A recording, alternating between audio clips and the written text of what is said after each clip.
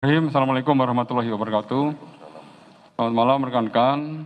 Saya bersama Karo Adprof dan AKWP Heru. Rekan-rekan, pada malam hari ini sudah dilaksanakan pelaksanaan sidang Komisi Kode Etik terhadap terduga pelanggar Kompol BW. Pelaksanaan sidang kurang lebih sekitar hampir 12 jam ya, yang digelar dari pagi tadi, sekitar jam setengah 10 baru berakhir kurang lebih jam 21.10. Sidang dipimpin langsung dengan Ketua Komisi adalah Pak Wair Wasum, Irjen Pol Tanago Siombing. Kemudian untuk Wakil Ketua Sidang, Karo Adprof, ya, Brigjen Agus.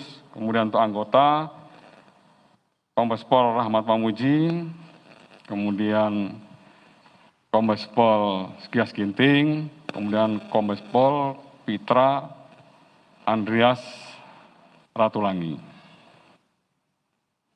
Dari hasil sidang, ya, setelah melihat keterangan para saksi, barang bukti, dan melihat fakta-fakta persidangan, maka untuk putusan sidang terhadap Kompol BW, ya, dikenakan pasal 13 ayat 1 PP nomor 1 tahun 2003 tentang pemberhentian anggota Polri, junto pasal 5 ayat 1 huruf B, kemudian pasal 6 ayat 2 huruf B, pasal 8 huruf C angka 1, pasal 10 ayat 1 huruf F Perpol nomor 7 tahun 2022 tentang Kode Etik Profesi dan Komisi Etik Polri. Dari sidang tadi diputuskan, ya, secara kolektif kolegial oleh seluruh hakim komisi sidang.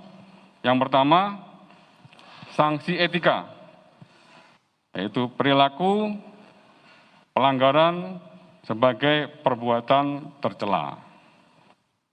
Yang berikutnya, B, sanksi administrasi berupa penempatan khusus selama 23 hari, ya, di Patsusnya di Provos. Kemudian yang kedua adalah pemberhentian tidak dengan hormat dari anggota kepolisian. Telah diputuskan oleh sidang komisi, yang bersangkutan mengajukan banding juga. Itu haknya yang bersangkutan. Tapi dari fakta-fakta persidangan, dari pemeriksaan para saksi dan barang bukti yang tadi diuji oleh Komisi Sidang Kode Etik, maka Komisi Sidang Kode Etik bulat mengambil keputusan yang tadi saya sebutkan tadi. Ya. Pelaksanaan sidang-sidang yang akan datang tentunya nanti akan saya informasikan kepada rekan-rekan. Ya, hari Senin kita hold dulu karena masih ada beberapa pemeriksaan para saksi tambahan untuk penguatan dari berkas perkara yang nanti akan digelar pada hari-hari berikutnya. Nanti hari Selasa baru saya informasikan kepada teman-teman untuk jadwal sidangnya, ya, dan sampai dengan seterusnya. Ya. Pak Karo Adprof, sekali lagi beliau ini juga terus kerja maraton. Moga-moga diberikan kesehatan sehingga sampai dengan 30 hari ke depan kita bisa menuntaskan semua yang terlibat terkait menyangkut masalah pelanggaran kode etik dan juga cluster obstruction of justice. Itu yang bisa saya sampaikan pada malam hari ini, rekan-rekan. Ya, cukup ya.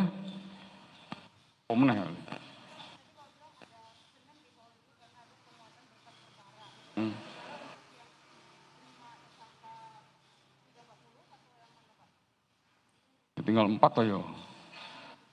Kan efek kan sudah 4. Ya itu. Selasa nanti akan kita informasikan. Ya, Selasa nanti akan kita informasikan siapa yang akan melaksanakan sidang kode etik. Oke? Berikan kesempatan juga untuk timnya Pak Karo Adprof juga istirahat sejenak lah.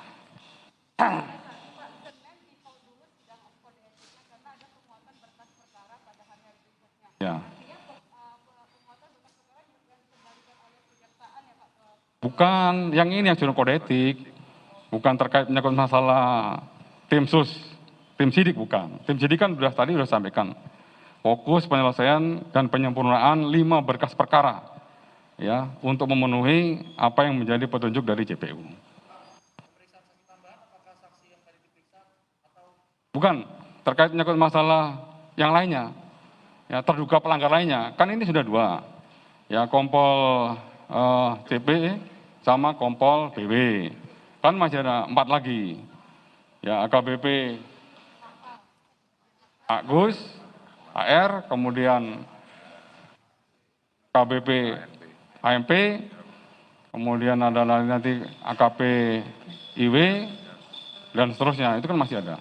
Ya, itu nanti itu yang harus segera mungkin untuk disempurnakan berkasnya. Selesai itu baru nanti akan kita sampaikan kepada teman-teman hari Selasa. Oke teman-teman, terima kasih teman-teman.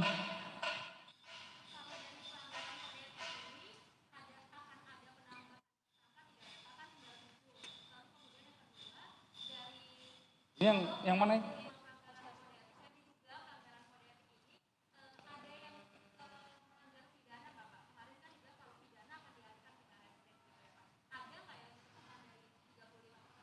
Dari 35 sudah diputuskan 7 ya, yang obstruction of justice ya. Habis itu sisanya 28 itu pelanggaran kode etik. Pelanggaran kode etik nanti dari Pak Karwaprof akan mengklasterkan pelanggaran berat, pelanggaran sedang, dan pelanggaran ringan. Itu nanti akan kita sampaikan, dan sidang ini kan masih berlanjut sampai dengan 30 hari ke depan. Hah? Dia mengajukan memori banding kan 21 hari kerja. 3 hari itu kan dia membuat pernyataan tertulis sesuai dengan pasal 69.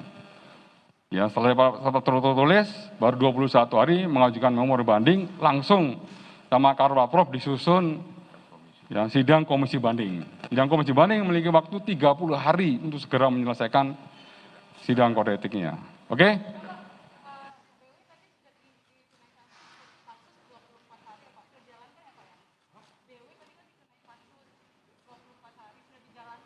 Ya, sudah dijalankan.